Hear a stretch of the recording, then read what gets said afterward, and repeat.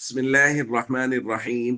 عن أبي موسى رضي الله تعالى عنه قال قال رسول الله صلى الله تعالى عليه وسلم إن أبواب الجنة تحت ظلال السيوف.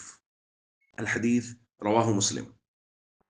حضرت ابو موسیٰ رضی اللہ تعالیٰ عنہ نے عین میدان جنگ میں وہو بحضرت العدو، عین میدان جنگ میں یہ حدیث بیان کی کہ نبی کریم صلی اللہ علیہ وسلم نے فرمایا بے شک جنت کے دروازے تلواروں کے سائے تلے ہوتے ہیں۔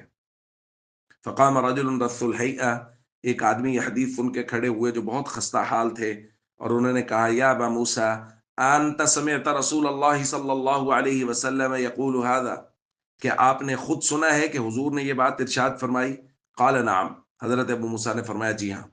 فرجع الی اصحابہ، وہ شخص اپنے ساتھیوں کی طرف گئے اور فقال، انہوں نے کہا اقرأ علیکم السلام، میں تمہیں اپنا آخری سلام پیش کر رہا ہوں۔